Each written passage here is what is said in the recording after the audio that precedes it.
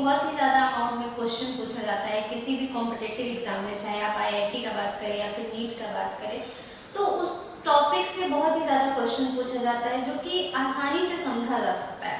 तो सबसे पहले हम बात करते हैं आईआईटी और नीट में 11th और 12th के सिलेबस से कितना क्वेश्चन आता है। तो 11th से जो होता है वो मात्र 40% क्वेश्चन पूछा जाता है और 12th से 60% तक पूछा जाता है।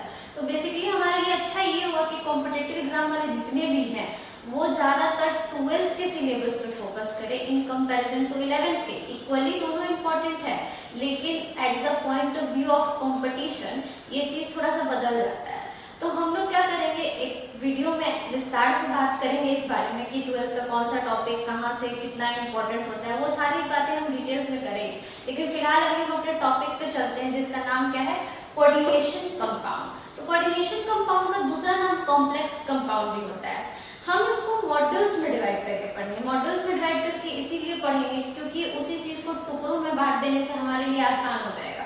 तो सारे टॉपिक्स को हम क्या करेंगे, अपने हिसाब से मॉड्यूल्स में बांट लेंगे, उसके बाद एक एक करके सारे मॉड्यूल्स को डील करते जाएंगे। टोटल इसमें हम लोग 5 मॉड्यूल पढ़ेंगे, जिस आपका मॉड्यूल 1 और 2 यहाँ पे लिखा हुआ है। तो मॉड्यूल 1 में हम क्या कवर करने वाले हैं और मॉड्यूल 2 में हम क्या कवर करने वाले हैं वो अभी हम लोग देख लेते हैं। टॉपिक्स क्या क्या है हमारे। तो मॉड्यूल 1 में सबसे पहले हम लोग पहला टॉपिक पढ़ेंगे आइडेंटिफिकेशन ऑफ कॉम्प्लेक्स कंपाउंड, यानी कॉम्प्लेक्स कंपाउंड को हम लोग किस तरह से आइडेंटिफाई कर सकते हैं। जब तक आप किसी चीज को पहचानेंगे नहीं तब तक आप उसको पढ़ कैसे पाएंगे। तो सबसे पहला चीज इंट्रोडक्शन पढ़ेंगे हम उसका आइडेंटिफिकेशन पढ़ेंगे। फिर दूसरा जो टॉपिक आता है उसमें हम लोग पढ़ेंगे टाइप्स ऑफ कॉम्प्लेक्स कंपाउंड, यानी कॉम्प्लेक्स कंपाउंड कितने भाग में बट जाता है। उसके बाद हम लोग इसके बेसिक्स से स्टार्ट करेंगे, जो उसका क्या होता है, लिगांड होता है, फिर हम इसका कोऑर्डिनेशन नंबर, अब यहाँ से इसका एप्लीकेशन स्टार्ट हो जाता है। लिगांड पढ़ने के बाद हम लोग इसका अप्लाई करना शुरू कर देते हैं, जिसमें सबसे पहला चीज होता है कि कोऑर्डिनेशन नंबर क्या होता है। फिर दूसरा हम लोग निकालेंगे कि ऑक्सीडेशन स्टेट क्या होता है। उसके बाद हम आ जाएंगे EAN, ये शॉर्ट फॉर्म है, इसको कहते हैं इफेक्टिव एटॉमिक नंबर, जिससे क्वेश्चंस आते हैं। उसके बाद इसको स्टार मार्क लगाएंगे। हर वो टॉपिक जहां से हम आपको बताएं कि क्वेश्चन में भी आ सकता है, आज से आपके क्या लीजिएगा, उसको अपने कॉपी में लिख के एक स्टार मार्क अलग से बना लीजिएगा, ताकि आपको पता चलता रहे कि हाँ इससे क्वेश्चंस आने वाले हैं। उसके बाद लास्ट में अगर हम लोग चले तो आता है हमारा मोबिलिटी। मॉड्यूल 2 में अगर हम बात करें तो हम इसको पहचान चुके हैं, पहले आइडेंटिफाई करना था। अगर आप किसी से मिलते हैं तो पहले क्या करते हैं, इंट्रोड्यूस योरसेल्फ, पहले अपने आप को इंट्रोडक्शन दे दिए। उसके बाद वो आपसे क्या पूछेगा, आपका नाम क्या है। तो दूसरा हम लोग इसका नोमेनक्लेचर रूल पढ़ेंगे, IUPAC नेम पढ़ेंगे कॉम्प्लेक्स कंपाउंड का।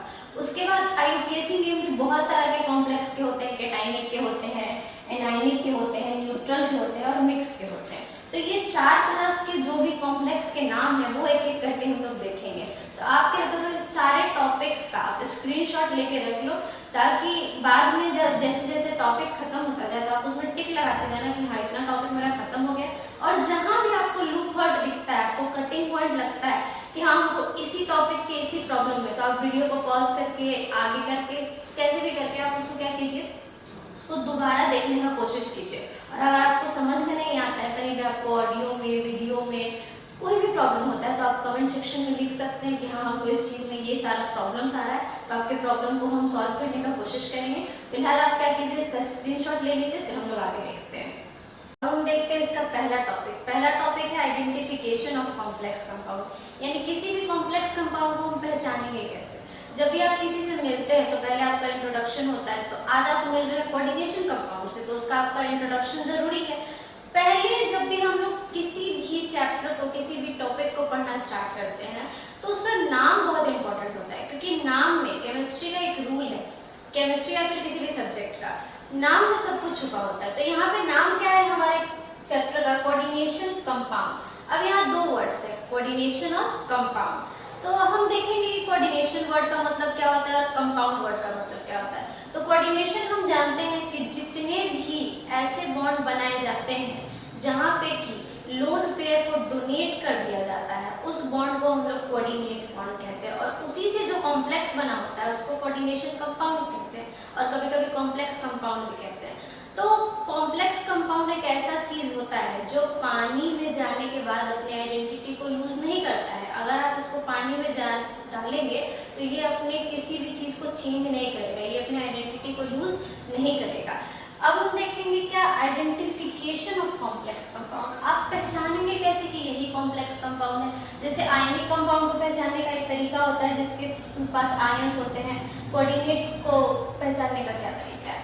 तो इसको आइडेंटिफाई करने के लिए हम लोग क्या करेंगे, यहाँ 3 चीज आएगा। सबसे पहले आएगा हमारा मेटल जिसको हम डोनेट करेंगे छोटे वाले एम से, फिर क्या होता है हमारा एल, फिर आएगा हमारा एन, ठीक है।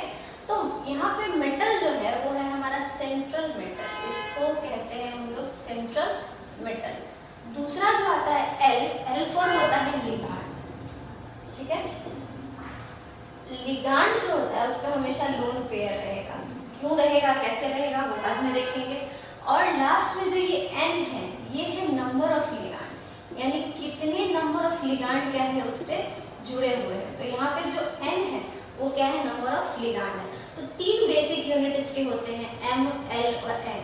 इसी सबसे मिला के हम लोग क्या करेंगे, कोऑर्डिनेट बॉन्ड कहें या फिर कॉम्प्लेक्स कंपाउंड कहें, उसका हम लोग फॉर्मेशन करेंगे।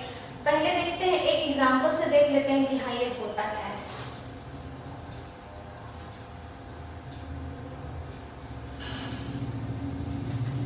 यहाँ पे एक एग्जांपल ले लेते हैं, मान लीजिए। और कॉम्प्लेक्स कंपाउंड को हमेशा ब्रैकेट के अंदर लिखा जाता है, ये बात हमेशा याद रखिएगा कि कॉम्प्लेक्स कंपाउंड को ऑलवेज बिग ब्रैकेट के अंदर लिखा जाता है। तो सबसे पहले हम लोग अपना सेंट्रल मेटल लिखे FeCN का होल 6, ये एक कॉम्प्लेक्स कंपाउंड का एग्जांपल है, ठीक है।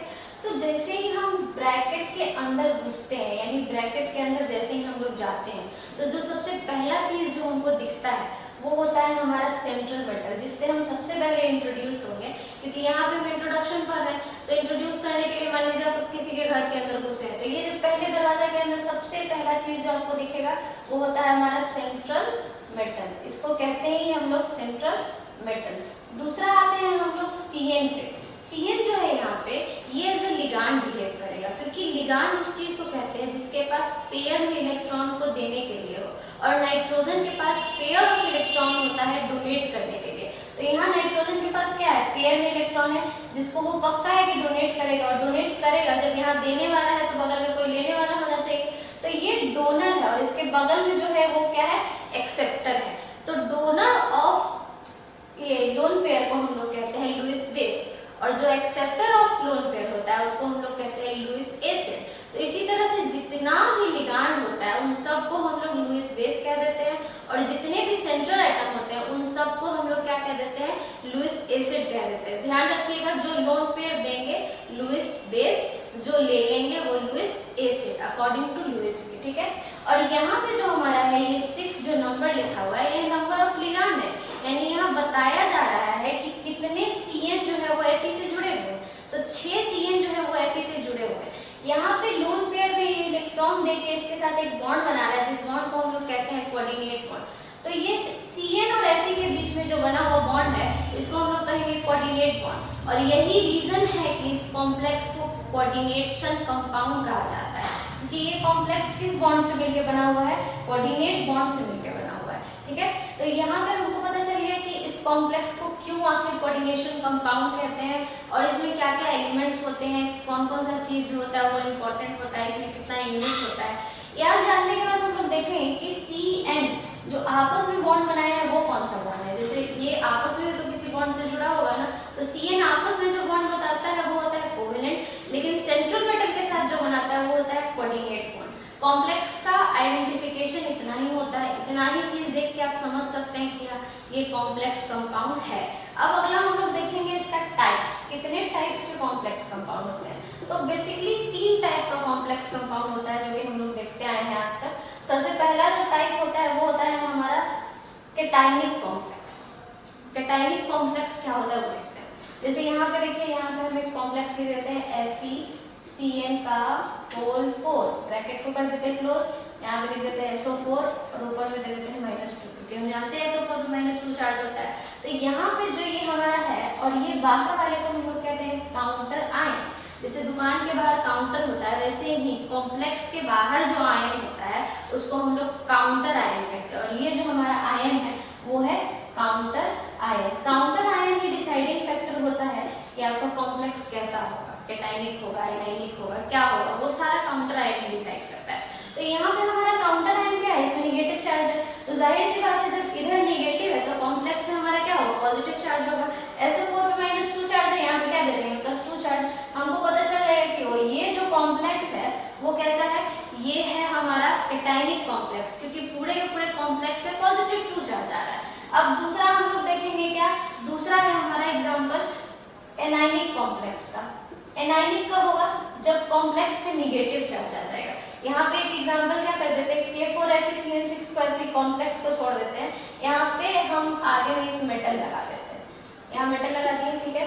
तो ये वाला जो कॉम्प्लेक्स हो जाएगा, अब यहाँ पे क्या हो जाता है, इस पे +4 चार्ज आ जाएगा और जो हमारा कॉम्प्लेक्स है उस पे -4 चार्ज आ जाएगा। तो यहाँ से हमको ये पता चल जाता है देखने में कि ये जो है वो क्या है, एटाइनिक है, और ये जो है वो एनाइनिक है।